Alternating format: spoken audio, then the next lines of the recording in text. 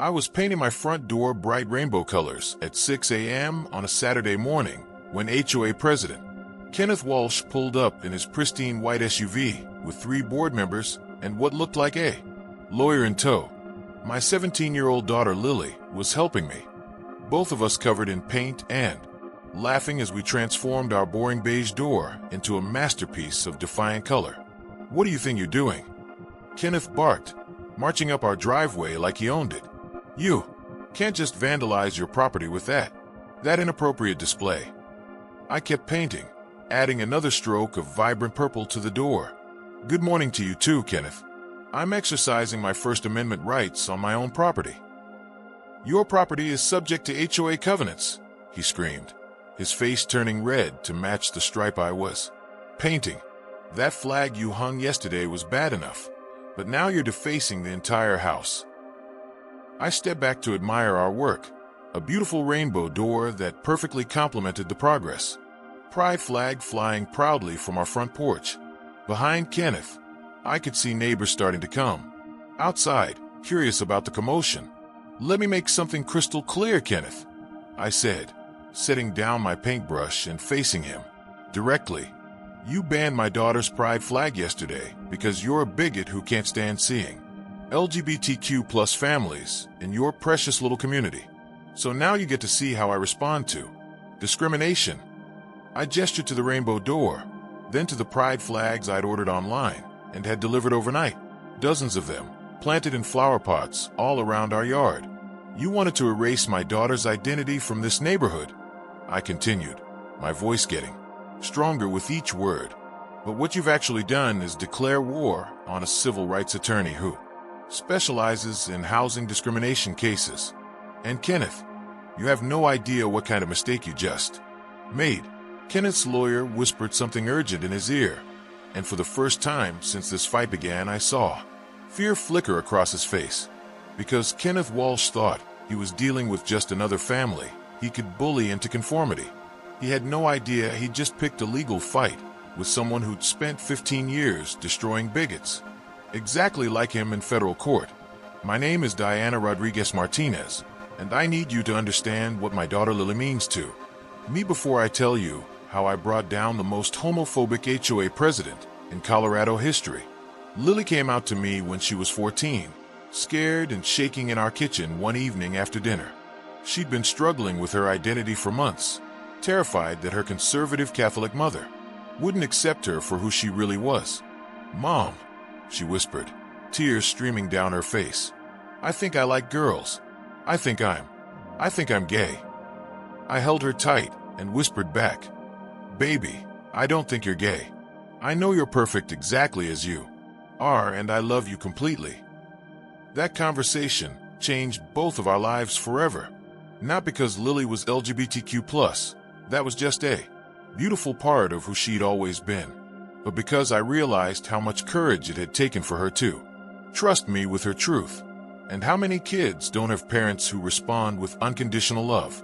I threw myself into LGBTQ+ advocacy with the same intensity I'd brought to my legal career. I joined PFLAG, volunteered with local youth organizations, and made sure Lily knew she was supported not just at home but in our community. When we moved to Meadowbrook Estates in 2021, it seemed like the perfect place to raise a confident, proud teenager.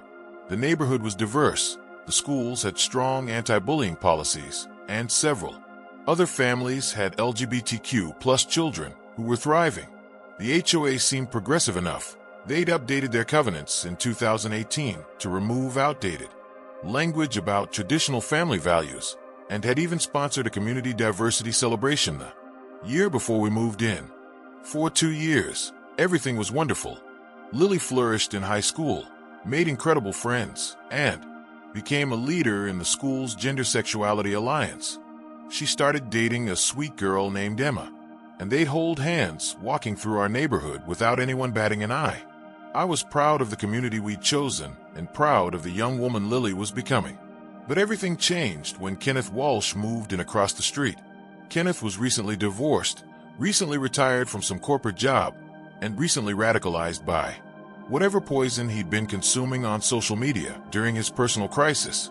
He'd bought the biggest house on our block and immediately began complaining about everything he saw as declining neighborhood standards. His first target was the Martinez family's Dia de los Muertos decorations, then the Johnsons' Kwanzaa display, then Mrs. Chen's Chinese New Year lanterns.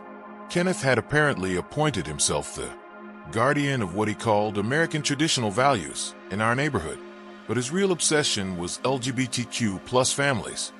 He started attending HOA meetings with printouts of legal documents arguing that pride flags violated community standards. He filed complaints about rainbow yard decorations during Pride Month. He even tried to get the annual diversity celebration canceled because it included LGBTQ+ acknowledgement.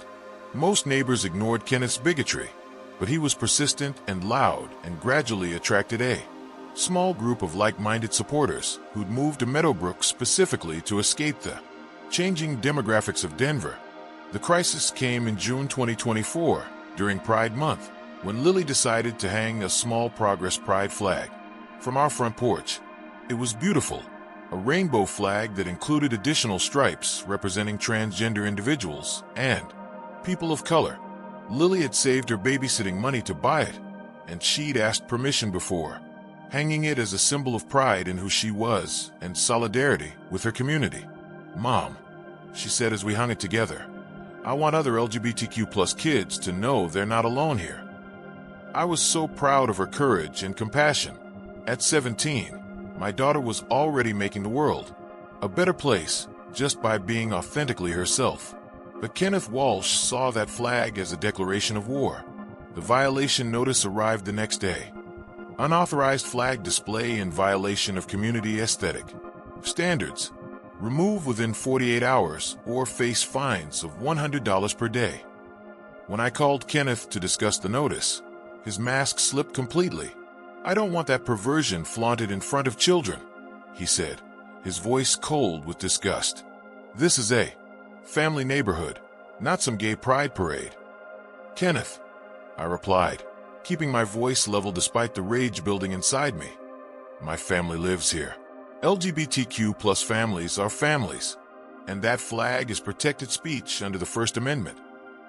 "Not in my neighborhood," Kenneth snapped. "Take it down, or I'll make you take it down." That's when I realized Kenneth Walsh wasn't just a bigot. He was the kind of bigot who thought his personal prejudices gave him the right to erase my daughter's identity from public view. He was about to learn why you should never pick a civil rights fight with a civil rights attorney. Kenneth's campaign against Lily's pride flag began with legal harassment and quickly escalated into something that felt like organized terrorism. When I refused to remove the flag after his 48-hour ultimatum, the daily fines began. $100 per day for continued violation of flag display restrictions. Kenneth had somehow convinced the HOA board that pride flags were political displays rather than expressions of identity, and therefore subject to restrictions that didn't apply to American flags or military service banners. But the money wasn't the real problem. I could afford Kenneth's petty fines. The real problem was what his campaign was doing to Lily. Within a week of the flag going up, someone had spray-painted sinners across our driveway in red letters. Our mailbox was vandalized with homophobic slurs. Lily found hateful notes in her school locker, and someone had posted our address on social media with encouragement for patriots to reclaim their neighborhood. Lily, who'd been confident and outgoing just weeks earlier, became anxious and withdrawn. She stopped holding Emma's hand during their neighborhood walks. She asked if we could take down the flag just to make things easier. "Baby," I told her, "we never make things easier for bullies. We make things harder for them until they stop being bullies." But privately, I was terrified. The harassment was escalating beyond anything I had expected, and I worried about Lily's safety. That's when I decided to fight fire with fire. As a civil rights attorney specializing in housing discrimination, I knew exactly how to research HOA governance and challenge discriminatory enforcement. I spent a weekend diving into Meadowbrook estate's legal documents, board meeting minutes, and enforcement history. What I found was a pattern of selective harassment that went far beyond LGBTQ plus discrimination. Kenneth had been targeting any family that didn't fit his narrow definition of traditional American values. Latino families were fined for excessive holiday decorations. Black families were cited for loud family gatherings. Jewish families were harassed for mezuzahs on their doorframes, which Kenneth claimed violated restrictions on religious displays. But here's where Kenneth had made his biggest legal mistake. The HOA's own covenants, updated in 2018, explicitly protected diversity expression and prohibited discrimination based on race, religion, sexual orientation, or gender identity. Kenneth was violating his own HOA's anti-discrimination policies while claiming to enforce community standards. Armed with this evidence, I filed complaints with the Colorado Civil Rights Division, the Department of Housing and Urban Development, and the local FBI Hate Crimes Unit. Each complaint documented the pattern of discriminatory enforcement and the escalating harassment of LGBTQ+ and minority families. But I also decided to fight back in a more visible way. If Kenneth wanted to turn my daughter's pride flag into a community controversy, I was going to give him a controversy he'd never forget. My first move was legal research into Colorado's flag display laws. What I discovered was beautiful. While HOAs could restrict certain types of displays, they could not prohibit flags that represented protected identity characteristics. Sexual orientation and gender identity had been added to Colorado's protected classes in 2019, making pride flags legally equivalent to religious or cultural displays. Kenneth's flag ban wasn't just discriminatory, it was illegal under state law. But my second move was more creative. I reached out to every LGBTQ+ family in Meadowbrook Estates, plus several allies who'd been quietly supporting us. There were more than I had expected. 12 families total who were directly affected by Kenneth's harassment campaign, plus dozens more who were disgusted by his bigotry. Here's what I propose. I told them during a meeting at our house. Kenneth wants to erase LGBTQ+ visibility from this neighborhood. So let's give him so much visibility that he chokes on it. My plan was simple. If Kenneth thought one pride flag was offensive, let's see how he handled dozens of them. I ordered 50 Progress pride flags online, plus transgender flags, bisexual flags, lesbian flags, and pansexual flags. I bought rainbow garden stakes, pride-colored flower arrangements, and enough rainbow decorations to stock a parade float. But the real masterstroke was researching the HOA covenants regarding holiday decorations.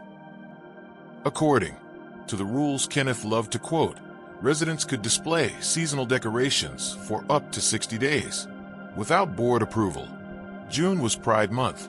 That made Pride decoration seasonal displays, which were explicitly protected under HOA policy. Kenneth had handed me the legal loophole that would destroy his entire campaign. The transformation began at sunrise on June 15th, exactly 2 weeks after Kenneth's first violation notice. Lily and I started with our rainbow door, then moved to the yard decorations, then to the flags, dozens of beautiful, colorful flags representing every aspect of LGBTQ+ identity and pride.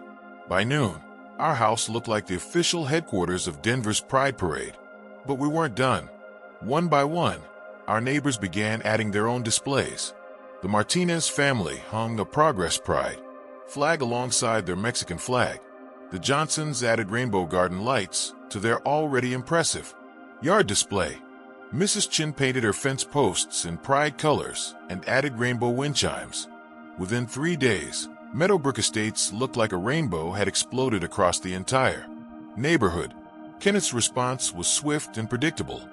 He called an emergency HOA meeting to address what he termed the pride invasion and demanded immediate removal of all inappropriate displays. The meeting was scheduled for Thursday night at 7 p.m. By 6:30, the community center was packed with residents I'd never seen at HOA meetings before. Straight allies, LGBTQ+ families, parents of gay kids, grandparents who'd learned to embrace their transgender grandchildren. Our community had come together in a show of solidarity that took my breath away.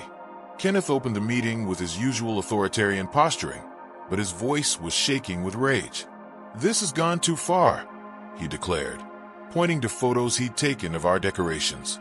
"This neighborhood is starting to look like some kind of gay pride parade. Property values are going to plummet. Children are being exposed to inappropriate content. This ends now." That's when Lily stood up.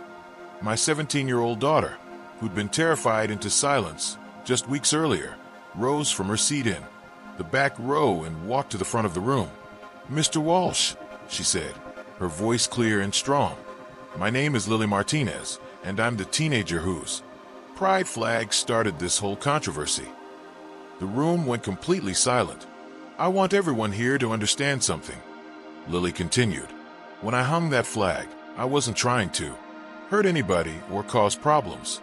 I was just trying to exist. I was trying to let other LGBTQ+ kids know they weren't alone." She turned to face Kenneth directly. "But you made it clear that my existence was a problem for you. You fined my mom for letting me be proud of who I am. You encouraged people to vandalize our property and threaten our family. You tried to make me invisible because you can't stand the idea that gay people live in your neighborhood." Lily's voice grew stronger with each word. "Well, Mr. Walsh, congratulations. Instead of making me invisible, you made me famous. Instead of silencing LGBTQ+ voices, you amplified them. Instead of protecting your precious property values, you turned our entire neighborhood into a symbol of pride and resistance." The applause was thunderous, but Lily wasn't finished. "I want to thank you for one thing, though. You taught me that pride isn't just about being comfortable with who you are. It's about refusing to let bigots make you ashamed. So thank you for making me braver, prouder, and more determined to fight for LGBTQ+ rights than I ever was before." As Lily returned to her seat, Kenneth's face was purple with rage and humiliation. He'd been publicly destroyed by a teenage girl who'd turned his campaign of harassment into her own moment of triumph. But his humiliation was just beginning. Kenneth's response to Lily's speech was exactly what I'd hoped for. He completely lost control and revealed the true extent of his bigotry in front of 47 witnesses. "That child has been brainwashed," he screamed, pointing at Lily. "This is what happens when we let abnormal behavior become normalized. We're destroying the moral fabric of our community to appease a tiny minority of confused individuals." The room erupted in angry shouts, but Kenneth kept going. "I've lived in America for 63 years, and I know what family values look like. This pride nonsense is a mental illness, and we're enabling it by letting these people flaunt their lifestyle in front of impressionable children." Mrs. Johnson, a 70-year-old grandmother whose grandson was transgender, stood up and pointed at Kenneth with shaking fury. "How dare you call my grandson mentally ill? How dare you suggest that love and acceptance are destroying anything? You're the problem in this community, not these beautiful families." But Kenneth was too far gone to stop. "Your grandson needs therapy, not encouragement," he shouted back. "All of these kids need professional help, not pride flags." That's when I knew Kenneth Walsh had just destroyed himself legally and personally. Everything he'd said was being recorded. I'd made sure of that. His explicit statements about LGBTQ+, people being mentally ill, his claims about abnormal behavior, and his direct attacks on specific families would be crucial evidence in the civil rights case I was building. But more importantly, Kenneth had revealed himself to be exactly the kind of bigot who couldn't be reasoned with or reformed. He wasn't interested in community standards or property values. He was interested in erasing LGBTQ+ people from public view because he genuinely believed we were inferior and dangerous. The meeting ended in chaos, with Kenneth storming out after screaming that he'd make sure this neighborhood gets back to normal, no matter what it took. The next morning, I found our pride flag burned to ashes on our front lawn. That's when I decided Kenneth Walsh needed to face the full force of federal civil rights law. My first call was to the FBI Hate Crimes Unit. Burning a pride flag on someone's property wasn't just vandalism, it was intimidation based on sexual orientation, which qualified as a federal hate crime. Special Agent Maria Santos arrived within hours to document the evidence and interview witnesses. Several neighbors had security cameras that captured Kenneth's car driving slowly past our house at 2 a.m., right around the time the flag was burned. Ms. Martinez, Agent Santos said, "This appears to be part of a pattern of escalating harassment. We're going to recommend federal charges." But I wasn't done building my case. Over the next week, I documented every aspect of Kenneth's discrimination campaign: the selective enforcement of HOA rules, the targeting of minority families, the escalating harassment, and now the destruction of property based on anti-LGBTQ+ animus. What I discovered was that Kenneth's bigotry had been meticulously documented in his own social media posts, emails to other board members, and even recorded statements during HOA meetings. He'd created a paper trail that proved intentional discrimination based on protected characteristics. Exactly the kind of evidence that makes federal prosecutors salivate. But my real breakthrough came when I reached out to Kenneth's ex-wife during my investigation. Patricia Walsh had divorced Kenneth 2 years earlier, and she was more than willing to discuss what she called his descent into hatred after their separation. "Diana," she told me over coffee, "Kenneth wasn't always like this. But after the divorce, he became obsessed with conspiracy theories and started blaming minorities and LGBTQ+ people for everything wrong in his life." She showed me screenshots of Kenneth's private social media posts, messages that were far more explicit and threatening than anything he'd said in public. "He's been planning this campaign against your family for months," Patricia explained. "He sees your daughter as a symbol of everything he thinks is wrong with modern society. This isn't about HOA rules. This is about Kenneth's personal war against progress."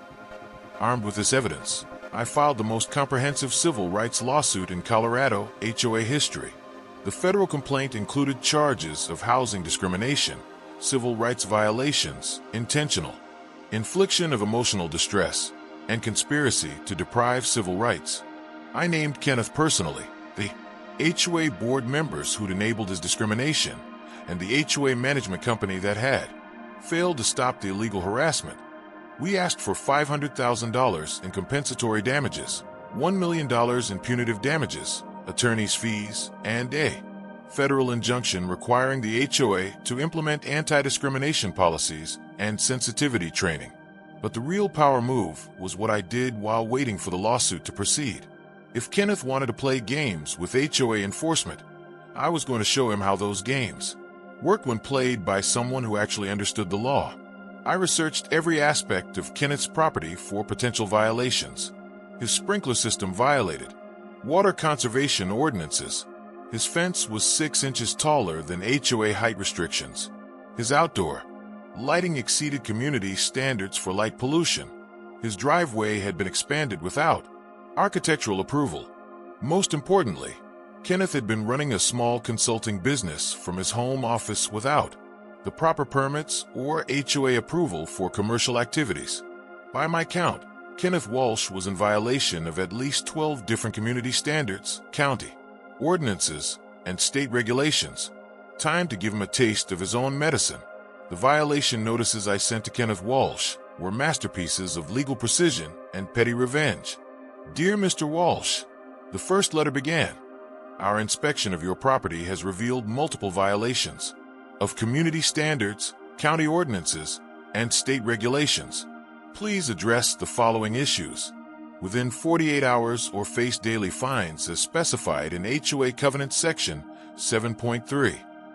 I'd hired a professional property inspector to document every single violation, complete with photographs, measurements, and legal citations. Kenneth's property wasn't just non-compliant, it was a disaster of regulatory violations that would cost thousands to correct." His response was exactly what I'd expected: rage, denial, and threats of legal action.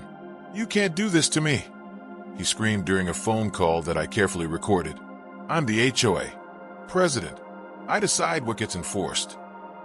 "Actually, Kenneth," I replied calmly, "you're not the HOA president anymore. The board voted to remove you after your public statements about LGBTQ+ families being mentally ill. Apparently, even your Supporters have limits. It was true. Kenneth's meltdown during the community meeting had been so extreme that 3 board members had resigned in embarrassment, and the remaining members had voted to strip him of his presidential powers. The new board president, Mrs. Johnson, had immediately suspended all enforcement actions against pride displays and ordered a comprehensive review of Kenneth's discriminatory policies. But Kenneth's legal troubles were just beginning. The FBI investigation had uncovered evidence linking him to several hate incidents beyond just burning our flag. Security cameras had captured him vandalizing other families' pride decorations, and witness statements connected him to the anonymous harassment letters that had been sent to LGBTQ+ residents. When federal agents arrested Kenneth at his home on hate crime charges, half the neighborhood came out to watch. As he was led away in handcuffs, Kenneth looked directly at Lily and screamed, "This is all your fault. None of this would have happened if you just stayed in the closet where you belong." Even the FBI agents looked shocked at his brazen admission of anti-LGBTQ+ animus. But the most satisfying moment came during Kenneth's criminal trial 3 months later. I testified about the systematic harassment campaign, the selective enforcement of HOA rules, and the escalating intimidation that had culminated in property destruction and death threats. Lily testified about the psychological impact of Kenneth's campaign, how his hatred had made her afraid to be herself in her own neighborhood, how his actions had taught her that some adults were willing to hurt children over their sexual orientation. "Mr. Walsh didn't just burn a flag," Lily told the jury. "He tried to burn my sense of safety, my sense of belonging, and my sense of pride in who I am. But instead of making me ashamed, he made me stronger." The prosecution's star witness, however, was Kenneth himself. His lawyer had advised him to take a plea deal, but Kenneth's arrogance wouldn't let him admit wrongdoing. He insisted on testifying in his own defense, convinced he could persuade the jury that his actions were justified. It was a disaster of epic proportions. "I was trying to protect children from harmful influences," Kenneth testified, completely unaware of how his words sounded to a diverse jury. The LGBTQ+ agenda is being forced on communities like ours by radical activists who want to sexualize our kids. The prosecutor let Kenneth dig his own grave with follow-up questions. "Mr. Walsh, when you say LGBTQ+ agenda, what specifically do you mean?" "I mean the deliberate corruption of traditional family values through the promotion of deviant sexual behavior. And when you burned Ms. Martinez's pride flag, you were fighting this agenda?" "I was sending a message that our community wouldn't tolerate moral decay by committing a federal hate crime." Kenneth paused, finally realizing he'd just confessed to criminal intent on the witness stand. That's not what I meant." But the damage was done. Kenneth Walsh had just admitted, under oath, that he'd committed crimes, specifically to intimidate LGBTQ+ families based on his personal beliefs about their sexual orientation. The jury deliberated for less than 2 hours before returning guilty verdicts on all counts: federal hate crime charges, intimidation based on sexual orientation, destruction of property, and conspiracy to violate civil rights. Kenneth was sentenced to 3 years in federal prison plus $50,000 in fines and restitution. But his criminal conviction was just the beginning of his legal nightmare. The civil rights lawsuit proceeded while Kenneth sat in federal prison, and without his personal testimony to defend against discrimination charges. The case was a slam dunk. The federal judge awarded us $750,000 in damages, $250,000 for compensatory damages, $500,000 in punitive damages designed to deter future discrimination, plus attorney's fees and court costs. Kenneth's house went into foreclosure to pay the judgment, and his HOA insurance was canceled after. The carrier determined that hate crimes weren't covered under their policy. But the real victory was what happened to Meadowbrook Estates under new leadership. The transformation of Meadowbrook Estates from Kenneth Walsh's kingdom of bigotry into a genuinely inclusive community was more beautiful than I'd ever imagined possible. Mrs. Johnson, the new HOA president, made her first official act of formal apology to every family that had been targeted by Kenneth's discrimination campaign. She established a community fund to compensate residents for damages caused by selective enforcement, and she implemented new policies that explicitly protected diversity expression and prohibited harassment based on protected characteristics. Most importantly, she declared June Pride Month for Meadowbrook Estates, making our neighborhood the first HOA community in Colorado to officially celebrate LGBTQ+ Pride as a community event. The first official Pride celebration was magical. Dozens of families participated, hanging rainbow flags and decorations throughout the neighborhood. Local LGBTQ+ organizations set up information booths. Kids ran through sprinklers while their parents shared food and stories about the journey from Kenneth's reign of terror to this moment of celebration. Lily was chosen as the Grand Marshal of our little neighborhood parade, and she walked the route, holding hands with Emma, both of them beaming with pride and joy. But the most meaningful moment came when Mrs. Chun approached me during the festivities. "Diana," she said, "I need to apologize. When Kenneth first started targeting your family, I stayed quiet because I was scared he'd come after us next. I was a coward when you needed allies." I hugged her tightly. "Mrs. Chun, fear doesn't make you a coward. It makes you human. What matters is that you found your courage eventually." She nodded, tears in her eyes. "Kenneth taught me something important. Silence in the face of hatred isn't neutrality, it's complicity. I'll never stay quiet again when I see people being hurt." That conversation captured the real impact of our fight against Kenneth's bigotry. It hadn't just protected LGBTQ+ families. It had educated our entire community about the importance of standing up for vulnerable neighbors. The ripple effects continued long after Kenneth's imprisonment. Meadowbrook Estates became a model for inclusive HOA governance, hosting workshops for other communities dealing with discrimination issues. Lily started a nonprofit organization that provided legal resources for LGBTQ+ families facing HOA harassment.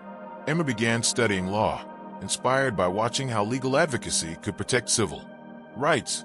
But the moment that meant the most to me happened 6 months after Kenneth's conviction. During a quiet evening at home, Lily was doing homework at our kitchen table, completely comfortable and confident in a way she hadn't been during Kenneth's campaign of terror.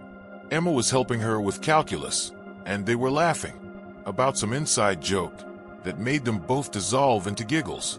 "Mom," Lily said, looking up from her textbook, "I've been thinking about everything that happened with Mr. Walsh." "What about it, baby?" "I'm grateful," she said, her voice thoughtful and mature. "Not for the harassment or the fear, that was awful.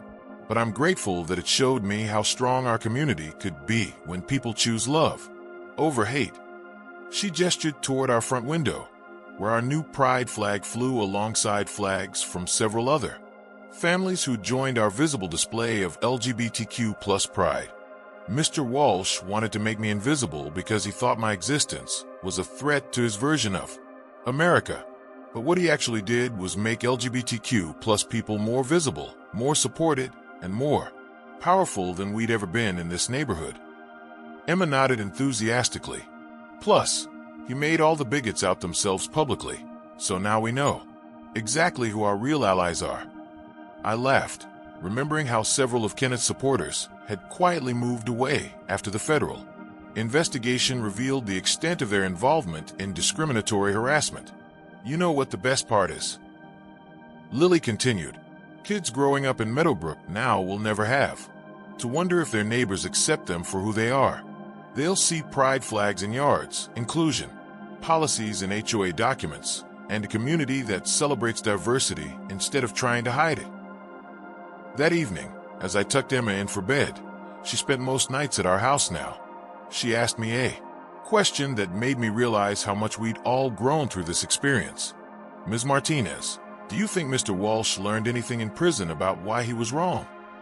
I considered the question carefully. "Emma, people like Kenneth change only when they want to change, and usually only after facing serious consequences.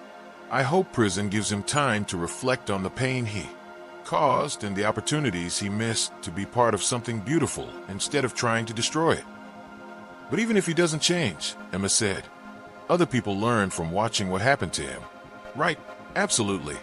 Sometimes the most powerful lesson isn't about reforming bullies, it's about showing everyone else what happens when communities refuse to tolerate hatred. As I turned off the lights and headed to my own room, I walked past our front window and looked out at the neighborhood Kenneth had tried to purge of LGBTQ+ families. Rainbow flags flew from a dozen houses. Pride-colored garden lights twinkled in yards throughout the development. Our community center displayed a permanent banner reading Meadowbrook Estates, a community where everyone belongs. Kenneth Walsh had set out to make my daughter invisible and ended up making her a civil rights hero. He tried to eliminate LGBTQ+ expression from our neighborhood and instead created the most visibly pride-supportive community in suburban Denver. Most importantly, he taught an entire generation of kids, both LGBTQ+ and straight, that love is stronger than hate, that communities are built through inclusion rather than exclusion, and that standing up to bullies isn't just the right thing to do, it's the only thing to do. Kenneth was scheduled for release from federal prison in 2 years. When he got out, he'd find a very different world waiting for him, one where his brand of bigotry had legal consequences, social consequences, and financial consequences. But he'd also find something else, proof that the LGBTQ+ families he'd tried to drive away had instead transformed his community into something more beautiful, more inclusive, and more genuinely American than anything his narrow vision could have created. And every June, when Meadowbrook Estates celebrated Pride Month, Kenneth's legacy would be on full display, not as the symbol of hatred he'd wanted to be, but as a cautionary tale about what happens when love fights back against bigotry. Because in the end, pride always wins.